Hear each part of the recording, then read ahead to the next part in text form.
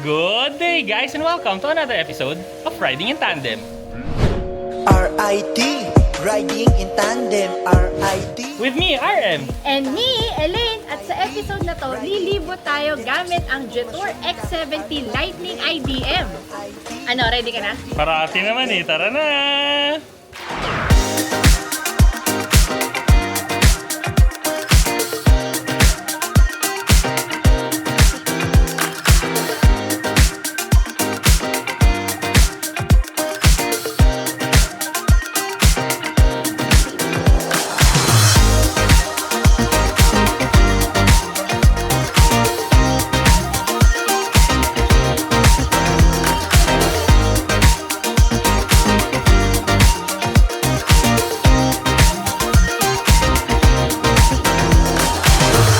Napakalayo ng biyahe natin ngayon dahil papunta tayo ng Baguio. At ang nakasakay ngayon sa sasakyan ay 6. Plus marami kaming mga bagahe. So si Elaine, ako, si Agi, si Cass nandun sa likod, si Misol, tsaka si Kali sa child seat. Itong video na to, hindi ito complete review video ha. Ang video na to ay tungkol sa pag-akyat natin ng Baguio. Titingnan natin kung paanong performance ba nitong hybrid system ng Jetour X70 Lightning IDM. So, tingnan natin kung matibay ba ito sa akyatan. Pero, syempre, no, i-discuss lang natin ang konting sasakyan kasi ang layo pa naman no, bago tayo makapunta dun sa paakyat. Unang kita ko pa lang dito sa sasakyan, no, napawaw na kagad ako kasi ang ganda niya. Sleek, social na social yung itsura. Yung pintura nga lang, kakaiba talaga sa daan eh. No? Parang green na medyo dark green. So, pag naririnig nyo ngayon yung anak namin, no, si Kali, so pasensya na. Kasi kasama namin dito sa sasakyan eh. Ayun. Parang gusto yata sumama sa video. High-tech talaga yung itsura niya sa labas, no? Lalo na yung mga DRLs nito kasi meron doon sa ilaw, tapos meron pa doon sa ilalim ng grill na white na DRLs. Pero pinakagusto kong part na itsura nitong sasakyan, no? Yung likod. Kasi yung taillights niya, no? Yung tuloy-tuloy hanggang dulo to dulo. Gusto ko talaga yung mga ganong itsura eh. Ako naman, ang pinakagusto ko itong interior kasi ibang-iba talaga yung itsura niya. Maraming screen, sobrang sleek din, tsaka social din. Bagay din to sa itsura sa labas. Pero iba yung nandito sa loob kasi may parang maroon siya na ang leather. Ang dating para sa akin, sobrang luxurious. Kasi parang sa presyo nito, kung itatapat mo sa mga ibang mga sasakyan, no, nasa ibang class ng sasakyan to, parang ganun yung itsura. Parang sobrang mamahalin dito sa interior. Kasi nga yun, yung mga screen, no, yung instrument cluster, screen, yung infotainment system, screen, tapos pati yung mga controls ng aircon, may nakahiwalay na screen sa ilalim, dito sa bandang baba, na dun mo na pwedeng i-adjust din yung mga aircon na settings na ang dami. Maliban dun sa mga temperature control, meron pang air quality, meron pa palang seat temperature control, oh. Yung screen kasi na adjustment ng aircon, meron siyang knobs na nakadikit sa screen. Pero yung loob ng knob, screen pa rin. So, di ba, parang saan ka nakakita ng ganyan? At saka nakahiwalay yung temperature niya at saka yung fan speed. Hindi mo na siya hahanapin kasi magkahiwalay siya ng knob. Speaking of aircon din, no, naka 23 degrees Celsius lang tayo ngayon. Sobrang init, no, nag-heat wave pa nitong panahon na sinushoot natin. Pero malamig dito. Diyan ba, Agi? Malamig ba dyan? Cass, how about there? Is it cold? Oh, yeah daw. Yeah. Kala ko tulog na. Nasa SC Text na tayo ngayon, pero ikukwento ko lang din sa inyo yung driving kanina nung nandun pa tayo sa city driving. Ang napansin ko yung manibela, napakagaan lang niya. Ang dali-dali niyang iliko kahit ang laki-laking sasakyan. Gustong-gusto ko rin yung acceleration nito, no? Kahit kasi puno kami, may mga gamit pa kami, meron pa rin siyang batak. Dalawa to eh, may gas tsaka merong electric motor. So kaya konting tapak mo palang ramdam mo na kaagad dahil nga yung lakas ng torque nito nandun sa electric at saka sa simula. Kumbaga hindi mo na kailangan mag-spool ng turbo para tumulin yung andar mo. Okay na okay din yung suspension nito dahil nga malayo yung biyahe namin, komportable kami lahat. And hindi pa kami nakakaalis kanina ng Cavite. Naku, yung mga bata, borlogs na, logto na. Yun lang yung medyo mahirap dito, no? Mahirap yung maneho kasi nakakaantok kasi ang tahimik, komportable. Lalo na yung acceleration niya, yung sa city driving. Wala kasing ingay yung makina, kaya napakatahimik. Tapos naka-adaptive cruise control pa kami. So hayahay na hayahay. Pero ang maganda kasi dyan, dalawa kami magpapalitan.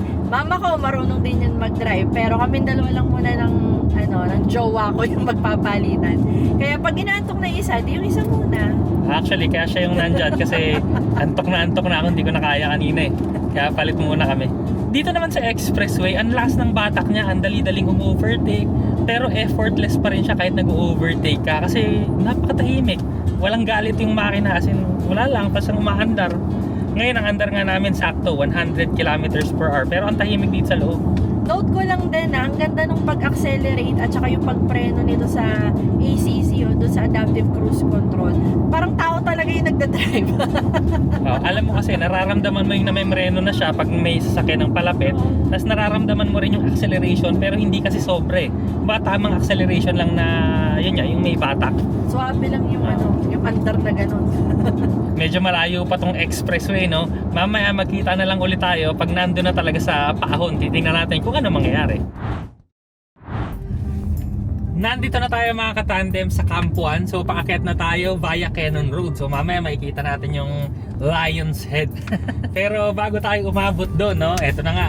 Ito yung mismong gist ng ating video. Dahil ito na nga yung pinaka-importanting part ng ating video, no?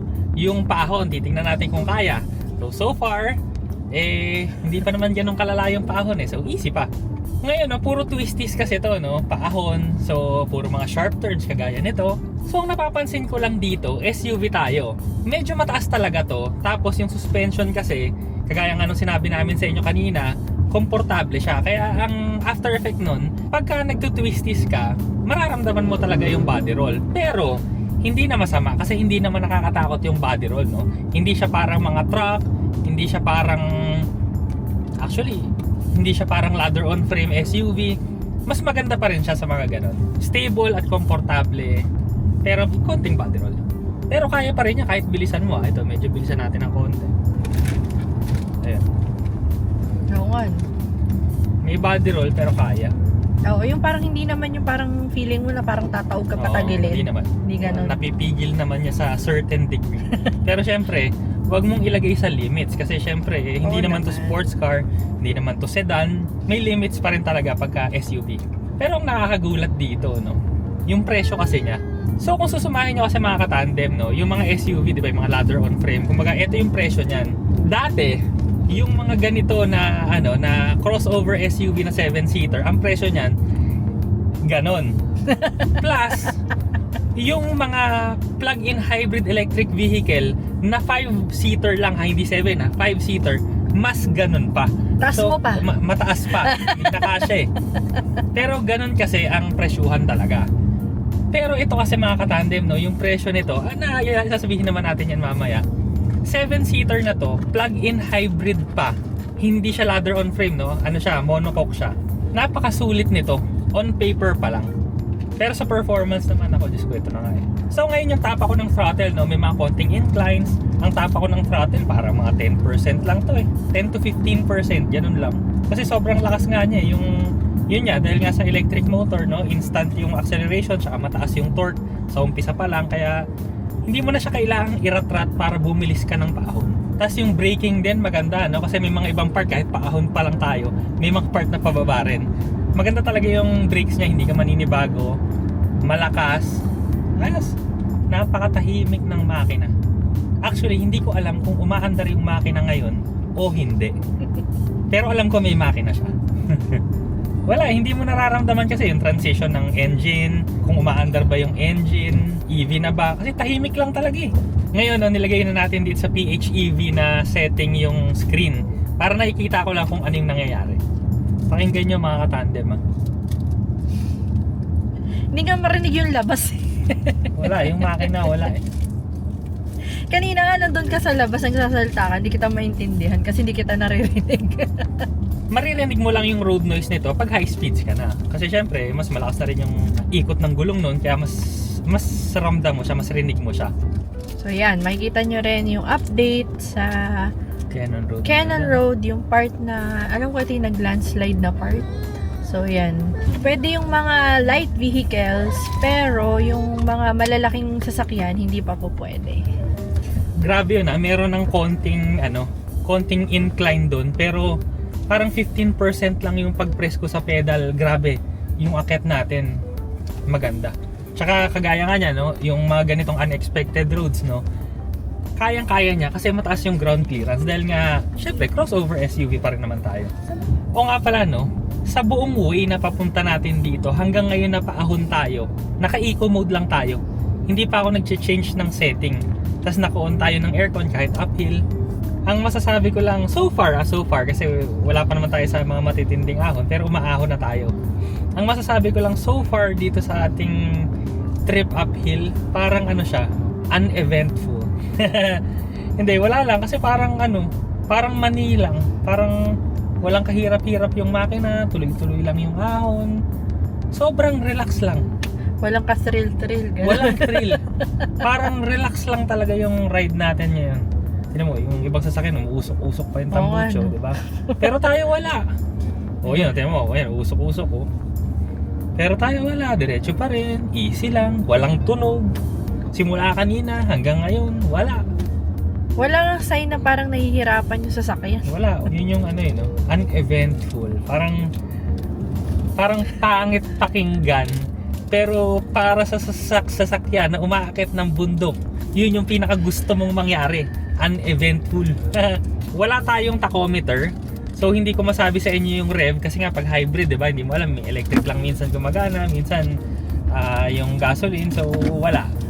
Tapos naman yung kilowatt hour, gusto ko sanang sabihin sa inyo para alam niyo yung kain natin ng kuryente paahon.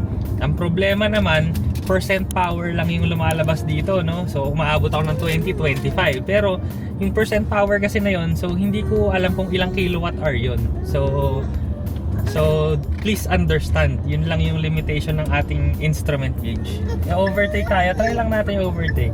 Hindi nga ako nag-half throttle eh. 30% throttle lang, tas nakaka-overtake na tayo. Medyo paahon pa yun. Sobrang dali, alam mo eh. Minane.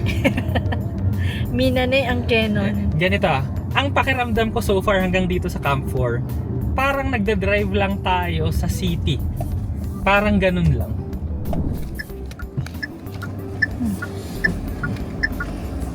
At ito na nga tayo mga katandem sa Lion's Head.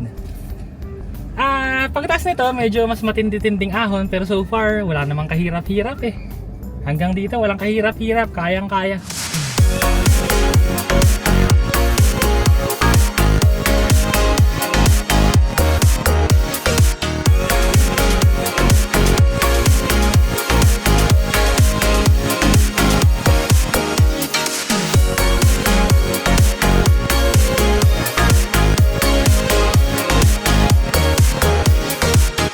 After Lion's Head, medyo matindi-tinding ahon konti.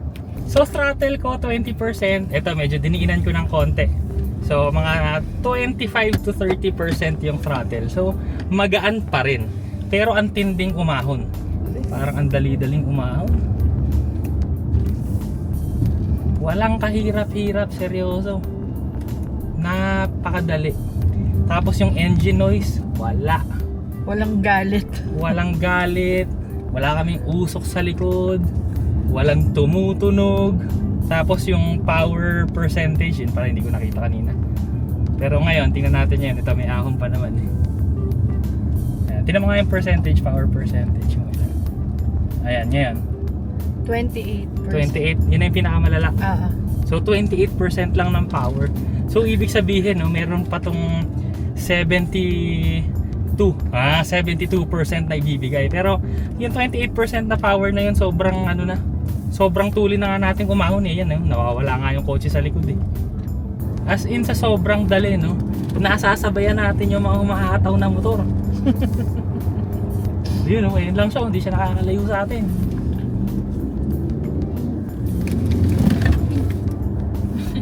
Pero nung ahon na yun, yung naririnig ko na yung makina niya. Pero hindi pa rin siya yung stressed na tunog ha. Ang tunog lang niya yung may effort lang. Parang hindi effort eh. Ang tunog niya parang sabi mo ng mga 2,000 rev, 2,200 rev sa regular na kotse. 30% power na gagamit natin ngayon. Ito, paahon pa to ng paahon. Ayan, 29, 30. Ito, nag-35. Puputok na yung tenga ko. Ang galing talaga, ibang-iba na yung technology ngayon. Pero kung susumahin nyo, napakalaking sasakyan ito. Tapos 1.5 liter lang yung makina, turbo. Imagine niyo yun, pero ganito katindi dahil nga sa technology ngayon, dahil sa hybrid system, yung IDM. Bale, nasa Camp 7 na pala tayo ngayon. Di ba Baguio na to? Comment sa baba kung Baguio na to. Pero mataas na tayo eh, Baguio na to. Parang wala na tayong itataas pa eh. Parang nasa tuktok naman na tayo eh. So far, yun no, kasi ang alam ko lang naman kasi talagang pinakamatinding ahon yung after ng Lion's Head eh. Yun yung nakita nyo naman, no? Medyo tumaas yung power percentage natin, umanga tayo ng 35%. Pero yung hirap ng makina, hindi pa rin eh. Ngayon lang, no, nakikita ko na yung battery natin, no, 9% na lang siya. So siguro naubos siya dun sa kaahon natin. So nilagay ko na ngayon dito sa, sa mandatory mode. Tinanggal na natin siya sa intelligent mode. So ang sabi kasi sa akin nung nag-deliver, no, pero ito kasi hindi ko pa nare-research sa totoo lang kasi nga nung dineliver to nung gabi, tapos dala na namin ng Baguio ngayon. Anyway, so sabi niya kasi pagka daw bumababa na yung battery power, mas maganda kung nandun lang sa mandatory mode daw para mag-charge din yung battery. So kaya yan, nilagay na natin sa mandatory mode. So basically, kung susumahin natin tong video na to, no, napakagaling nito uphill. With 6 persons, aircon on, Puno ng luggage, kaya-kaya. Wala, panis. Take note yung luggage din pala namin, hindi lang siya nandun sa trunk. Meron pa kami mga singit-singit sa mga paanan namin. Tapos ngayon nga pala, so actually dapat end na ng video, pero yung kukwentuhan ko na rin sa inyo yung downhill. So magda-downhill na lang din ako ng konti bukas para makita nyo. At ngayon mga katandem, pababa na tayo ng Baguio. So habang pababa tayo ng Baguio, ikukwento ko rin muna sa inyo yung mga nangyari kahapon. So dito sa sasakyan na to, no, napakalakas talaga ng initial na torque, kaya kahit anong paahon ng Baguio, kayang-kaya niya ng walang hirap, walang ingay. Pero ang nag-stand out sa akin na feature nito kahapon, yung auto hold function. Kasi, di ba mga uphill, tas biglang traffic. Ang nangyayari kasi syempre, di ba pagka traffic, may kabaka na baka umatras ka kasi, tas mabangga mo yung sasakyan sa likod, di ba? Pero dahil dito sa auto hold function, basta namreno ka, basta huminto yung sasakyan mo, nag-hold talaga siya na nakapreno. So, sigurado ka na safe ka. Hindi ka atras. Oo. Ngayon nga pala, no, pababa tayo. So, 23% tayo ng battery. Tapos, 251 kilometers yung range ng gas natin. Tandaan mo ka na, 251 yung range, tapos 23% yung battery. 251 ang range, tapos 23. Ayun, naging 24. 23 dapat. Naging 24. Oh. So, basically, no, kakasakay lang namin. Tapos, nag-charge na kaagad siya ng 1% habang umaandar tayo. Ito naman, downhill, no? So, meron siya kasing B dito, no? Yung engine braking mode dito sa shifter. So, ginamit ko siya. Meron siyang 3 modes ng braking, no? Merong yung highest setting, yung 3. Tapos 1 yung lowest setting. Pero so far kasi sa buong drive namin, no, ang gamit ko lang talaga yung highest setting kasi ang swabe-swabe naman niya. At saka nagre-regenerate naman siya ng kuryente. Tingnan mo yung range niya kanina, 'di ba? 24 kilometers kanina eh. Tapos 23% niyan, 25 kilometers na. Nadadagdagan tayo ng range. Pero hindi tayo gumagamit ng gasolina. Kasi nakapatay ngayon. Makikita mo kasi dito sa screen meron siyang monitor na nakalagay dyan yung makina. Nagre-red yung engine pag umaandar yung engine. Pero dito makikita mo from gulong may green na arrow papunta dun sa gitna, tapos papunta dun sa battery. So china-charge niya lang talaga downhill yung battery. Wala akong kaba na mawawalan tayo ng preno. Alam niyo kung bakit? Kasi sobrang minimal kung gamitin yung preno. As in ngayon, parang nag-one pedal driving lang ako ngayon. So yan, nagagas ako. Tapos pag may corner na ganyan, bumitaw na ako. Tapos yan, bumabagal na siya kaagad. Tapos bumabagal na siya, kulang na. So magagas ako ngayon. Ay mag-a-accelerator ako ngayon. Yun, so hindi pa rin ako namimreno. Ayan, gusto kong bumagal, binibitawan ko lang yung accelerator pedal. Bumabagal na tayo, nag-charge tayo 10%. Ngayon, negative 10%. So nag-charge tayo ng battery. Ang nangyayari ngayon, no, pababa tayo, hindi tayo gumagastos ng gasolina, nag-charge pa tayo ng battery. Oh, very good, di ba? Sana nakakita ng sasakyan na ganun. Tapos update ko lang din kayo, doon sa buong trip kasi namin, di ba may mga modes to? hindi ko na nagamit yung ibang mode. Actually, yung standard tsaka yung sport, hindi ko na nagamit kasi hindi mo kailangan kasi ang bilis na niya. Ang lakas na ng hatak niya kahit puno. Hindi mo na, hindi dumadating sa panahon na naiisip mo, ay kailangan ko ng power, ganyan. Hindi, kasi throttle lang, okay na siya kaagad. Ano lang tayo, eco? Eco lang yun all the way. Kahit uphill, kahit dun sa lahat. Eco lang. Partida na malengke pa kami May mga gulay pa kaming dala ngayon. Ibig sabihin nadagdagan pa yung dala namin. Tsaka yun, nag-ikot din naman kami sa Baguio kahit papano.